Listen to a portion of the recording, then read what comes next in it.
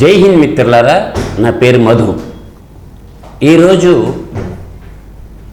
1వ తారీఖు. ఒకప్పుడు 1వ తారీఖు వస్తుందంటే అందరు ఉద్యోగస్తులు ఎదురు చూస్తూ ఉంటారు, మా జీతాలు ఎప్పుడెప్పుడు వస్తాయా ఏంటి అనేది. కానీ ఆ జీతాలు ఏ టైంకి పడుతుందో కూడా ఎవరికి తెలియదు. నూతన ప్రభుత్వం వచ్చిన తర్వాత, ఎన్డీఏ కూటమి ప్రభుత్వం వచ్చిన తర్వాత చంద్రబాబు నాయుడు గారి నాయకత్వంతో చంద్రబాబు నాయుడు గారి నాయకత్వ సారథ్యంలో ఎన్డీఏ కూటమిలో ఈరోజు సామాజిక పింఛన్లు అయితేనేమి, ప్రభుత్వ ఉద్యోగాల జీతభత్యాలు అయితేనేమి, కరెక్ట్గా కోడి కోతతో మొదలైనటువంటి పింఛన్ల పంపిణీ దాదాపుగా 1వ తారీఖే 90% వరకు పింఛన్లు ఇచ్చేటటువంటి కార్యక్రమం జరుగుతుంది. అటు ఉద్యోగస్తుల్లోనూ ఇటు సామాజిక పింఛన్దారుల్లో కూడా ఆనందోత్సవాలలో ఉన్నారు. అయితే చంద్రబాబు నాయుడు ప్రభుత్వం వేరు, పార్టీ వేరు. కాబట్టి తెలుగుదేశం పార్టీ ఒక నిర్ణయం తీసుకున్నది. ఏమి నిర్ణయం తీసుకున్నది? రాష్ట్రంలో ప్రభుత్వంలో పనిచేసేటటువంటి క్యాబినెట్ మంత్రి అంటే ముఖ్యమంత్రితో సహా, తర్వాత ఒక పార్టీ ప్రతినిధులు ప్రజలకి ఏమన్నా కష్టాలుగానుంటే డైరెక్ట్ వచ్చి మాకు అర్జీల రూపంలో ఇవ్వచ్చు అని చెప్పి ఒక మంచి నిర్ణయం తీసుకోవడం జరిగింది. కాబట్టి ఆ వివరాలు నేను చెప్తాను ఇప్పుడు. ఈ నెల 1వ తేదీ నుంచి 14వ తేదీ వరకు, అంటే ఈ ఆగస్టు నెలలో 1వ తేదీ నుంచి 14వ తేదీ వరకు ఎవరెవరు తెలుగుదేశం పార్టీ ఆఫీసులో ఉండి వాళ్ళకి ఏమన్నా సమస్యలు ఉంటే నేరుగా పోయి వినతిపత్ర రూపంలో మనం ఇవ్వడానికి అవకాశం ఒకటి తెలుగుదేశం పార్టీ తరఫున నిర్ణయం తీసుకోవడం జరిగింది. ఒక ప్రభుత్వానికి సంబంధించినటువంటి ఒక క్యాబినెట్ మంత్రి, తర్వాత పార్టీ ప్రతినిధి కూడా ఉండి అర్జీలు ఎవరికైనా ఇస్తే త్వరితగతిన పరిష్కరించేదానికి ఒక మార్గాన్ని సుగమం చేశారు. 1వ తేదీ పరుచూరి అశోక్ బాబు ప్రభుత్వ ప్రతినిధిగా, పార్టీ నాయకుడిగా దేవినేని ఉమామహేశ్వరరావు తెలుగుదేశం పార్టీ మంగళగిరిలో అందుబాటులో ఉండి ఉదయం నుంచి సాయంత్రం దాకా ప్రజల యొక్క వినతి పత్రాలు అయితేనేమి, వాళ్ళ సామాజిక సమస్యలు అయితేనేమి ఇవ్వటానికి వాళ్ళు తీసుకోవడానికి సంసిద్ధంగా ఉన్నారు. ఈ అవకాశాన్ని రాష్ట్రంలో ఉన్న ప్రజలు సద్వినియోగం చేసుకోమని కూడా చెప్తున్నాను. తర్వాత 2 గొట్టిపాటి రవికుమార్ ఇప్పుడు క్యాబినెట్ మంత్రి గారు, అదేవిధంగా తెలుగుదేశం పార్టీ రాష్ట్ర అధ్యక్షుడైన పల్లా శ్రీనివాస్ యాదవ్ గారు 2వ తేదీ అందుబాటులో ఉంటారు. కాబట్టి రాష్ట్రంలో మీకు ఏమన్నా సమస్యలు ఉన్నప్పుడు వాళ్ళకి ఇవ్వండి. తర్వాత 3వది నారా చంద్రబాబు నాయుడు గారు తెలుగుదేశం పార్టీ అధ్యక్షుడిగా, ఒక రాష్ట్ర ముఖ్యమంత్రిగా చంద్రబాబు నాయుడు గారు, అదేవిధంగా పల్లా శ్రీనివాస్ యాదవ్ గారు తెలుగుదేశం పార్టీ రాష్ట్ర అధ్యక్షుడిగా డైరెక్ట్గా రాష్ట్ర ముఖ్యమంత్రే అర్జీలు తీసుకునేది 3వ తేదీ మనకి అందుబాటులో ఉంటున్నారు తెలుగుదేశం పార్టీ కేంద్ర కార్యాలయంలో.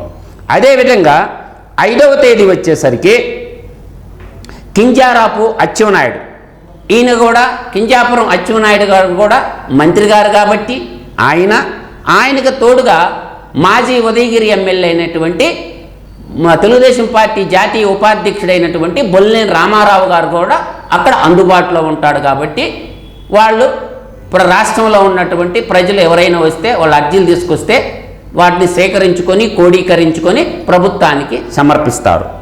తర్వాత మన రాష్ట్ర హోంమంత్రి అయినటువంటి 6వ తేదీ వంగలపూడి అనిత గారు, తర్వాత మన పాలిట్ బ్యూరో మెంబర్ అయినటువంటి బేద రవిచంద్ర గారు, వీళ్ళు అందుబాటులో ఉంటారు. ప్రజలకి ఏమన్నా సమస్యలు ఉన్నట్టే ఆ రోజు 6వ తేదీ అందుబాటులో ఉంటారు, అర్జీలు స్వీకరిస్తారు. అదేవిధంగా మన మున్సిపల్ శాఖ మంత్రి అయినటువంటి పొంగూరు నారాయణ గారు 7వ తేదీ అందుబాటులో ఉంటారు. ఆయనకు తోడుగా కేఎస్ జవహర్ గారు కూడా ఆ రోజు అందుబాటులో ఉంటారు. కాబట్టి అర్జీలు ఏమన్నా ఉంటే మీకున్న సమస్యలతో ఒక పేపర్ రూపంలో స్వీకరించడం జరుగుతుంది. అదేవిధంగా ఇంకొక మినిస్టరు 8వ తేదీ బీసీ జనార్దన్ రెడ్డి గారు బనగానపల్లి ఎమ్మెల్యే గారు, ఆయన క్యాబినెట్లో మంత్రి గారు. తర్వాత మన మాజీ ముఖ్యమంత్రి తనయుడైనటువంటి మనకు డోన్ ఎమ్మెల్యే ఆయన కోట్ల విజయభాస్కర్ రెడ్డి కుమారుడు కోట్ల సూర్యప్రకాష్ గారు ఉంటారు. కాబట్టి ఏమన్నా సమస్యలుంటే తీసుకో 7వ తేదీ అందుబాటులో ఉంటారు.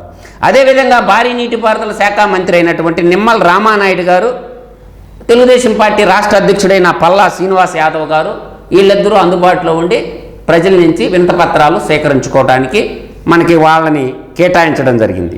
అదేవిధంగా అగైన్ మళ్ళీ 10వ తేదీ రాష్ట్ర ముఖ్యమంత్రి వర్యులైన నారా చంద్రబాబు నాయుడు గారు, మళ్ళీ తెలుగుదేశం పార్టీ రాష్ట్ర అధ్యక్షుడైనటువంటి పల్లా శ్రీనివాస్ యాదవ్ గారు అందుబాటులో ఉంటారు. కాబట్టి వాళ్ళకి అర్జీలు వినతిపత్రాలు ఇచ్చుకునేటటువంటి అవకాశం ఉంది. దాని తర్వాత 12వ తేదీ 11వ తేదీ ఆదివారం మాత్రం సెలవు. 12వ తేదీ మళ్ళీ దేవాదాయ శాఖ మంత్రివర్యులైనటువంటి ఆనం రామనారాయణ రెడ్డి గారు, వర్ల రామయ్య గారు వీళ్ళిద్దరూ అందుబాటులో ఉంటారు. కాబట్టి ప్రజలు వినతిపత్రాలు ఇచ్చుకోవడానికి అదొకటి. తర్వాత 13వ తేదీ మన పరిశ్రమల మంత్రి అయిన టీజీ భరత్ గారు అందుబాటులో ఉంటారు. తర్వాత వైకుంఠం ప్రభాకర్ చౌదరి గారు కూడా అందుబాటులో ఉంటారు. వీళ్ళిద్దరూ ఒక ప్రభుత్వ ప్రతినిధి, ఒక పార్టీ ప్రతినిధి పత్రాలని వినతిపత్రాలను స్వీకరించడానికి. మళ్ళీ 14వ తేదీ డోలా శ్రీ బాలయ్య వీరాంజనేయ స్వామి కొండేపు ఎమ్మెల్యే ప్రజెంట్ క్యాబినెట్ మంత్రివర్యులు, దానికి తోడుగా కిషోర్ కుమార్ రెడ్డి గారు కూడా అందుబాటులో ఉంటారు. అయితే ఇది ఒక మంచి ప్రయోగమే. నేను అంటుండేది ఏంటంటే, రాష్ట్ర పార్టీ కార్యాలయానికి వచ్చి వినతిపత్రాలు ఇవ్వాలంటే హిందూపురం ఎక్కడుంది, మన మంగళగిరికి రావాలంటే చాలా దూరం ఉంటుంది. అలాగే శ్రీకాకుళం ఇచ్చాపురం నుంచి రావాలంటే చాలా దూరం ఉంటుంది. ఇది ప్రయోగం చేస్తూనే జిల్లా స్థాయిలో ఒక జిల్లా ఇన్ఛార్జి మంత్రిని అక్కడ ఉన్నటువంటి ఒక ప్రజానాయకుడు ఆధ్వర్యంలో కూడా ఈ వినతిపత్రాలు సేకరించే పాగ్రం జిల్లా స్థాయిలో కూడా పెడితే బాగుంటుందనేది నా యొక్క అభిప్రాయం. కాబట్టి సామాన్య ప్రజలు కూడా మంత్రుల్ని కలిసేటటువంటి అవకాశం కల్పించటం వల్ల ప్రజల్లో వాళ్ళ ఉన్నటువంటి ఆవేదన, వాళ్ళకు జరిగేటటువంటి అన్యాయాలని ప్రజలకి చెప్పుకోవడానికి అవకాశం కల్పించినందుకు నారా చంద్రబాబు నాయుడు గారికి నేనైతే మనస వాచ కర్మణ కృతజ్ఞతలు తెలుపుకుంటున్నాను. ఇప్పుడు రాష్ట్ర స్థాయిలో పెట్టారు, ఇదే కార్యక్రమాన్ని జిల్లా స్థాయికి కూడా తీసుకురండి. అదేవిధంగా ఇదే కార్యక్రమాన్ని నియోజకవర్గం స్థాయికి కూడా తీసుకురాగలగాలి. కనీసం ఇప్పుడు రాష్ట్ర స్థాయిలో ఒక మంచి ప్రయోగం, ఇది మంచి పని కూడా. అదేవిధంగా జిల్లా స్థాయిలో కూడా ఈ కార్యక్రమాన్ని కనీసం నెలలో ఒక వారం రోజులైనా ఈ కార్యక్రమం కానీ నిర్వహించగలిగితే, ప్రతి నెల ఒక వారం రోజులు కానీ చేయగలిగితే చాలా సమస్యలు మనం త్వరితగతిన పరిష్కరించడానికి కాదు. ఇప్పుడు అన్ని జబ్బులకి సర్వరోగ నివారణ జిందా తెలిసి మాత్రైనట్టు అన్ని పనులకి ఎమ్మెల్యే గారు పూర్తి సమాచారం కూడా ప్రభుత్వానికి ఇవ్వచ్చు, ఇవ్వకపోవచ్చు.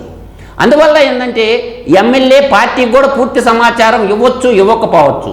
సామాన్య కార్యకర్తలు మొదలుకొని సామాన్య ప్రజలు మొదలుకొని అన్ని వర్గాలు సకల జనులు వచ్చి ప్రజాప్రతినిధులను, రాష్ట్ర ప్రభుత్వంలో ఉండేటటువంటి మంత్రిమండల సభ్యులను కలుసుకొని వాళ్ళ యొక్క విజ్ఞాపన పత్రాలు ఇచ్చుకోవటం వల్ల ప్రజా సమస్యలు గ్రౌండ్ నుంచి మనకి అందుతాయి, తెలుస్తాయి కూడా. తర్వాత స్థానిక ఎమ్మెల్యేని అదేవిధంగా బ్యూరోక్రాట్లుగా నమ్ముకుంటే ప్రభుత్వం పుట్టి మునగడం ఖాయం. కాబట్టి స్థానిక ఎమ్మెల్యే ఇచ్చే సూచనలతో పాటు ప్రజల యొక్క సూచనలు, పార్టీ కార్యకర్తల యొక్క సూచనలు తీసుకోవడం సముచితమైన నిర్ణయం అని మాత్రం నేను చెప్పగలను. ఇది ఒక మంచి ప్రక్రియ. దీన్ని నిరంతరంగా కొనసాగించాలని గౌరవనీయులైన రాష్ట్ర ముఖ్యమంత్రి వర్యులైనటువంటి శ్రీ నారా చంద్రబాబు నాయుడు గారికి సవినయంగా హృదయపూర్వకంగా విన్నవించుకుంటున్నాం. ఈ ప్రక్రియ కేంద్ర స్థానంలో అమరావతిలో జరగాలి. అదేవిధంగా జిల్లా స్థాయిలో కూడా ఈ ప్రక్రియను మొదలు పెట్టవలసిందిగా కోరుకుంటూ, మీరు తీసుకుంటున్నటువంటి ఈ మంచి పనులకి కృతజ్ఞత తెలుపుకుంటూ, సర్వే జన సుఖినో భవంతు, ధర్మో రక్షితః, సత్యమేవ జయతే, లోకా సమస్త సుఖినో భవంతు. అందరూ బాగుండాలా, అందులో మనం ఉండాలని కోరుకుంటూ, జై హింద్, జై తెలుగు తల్లి.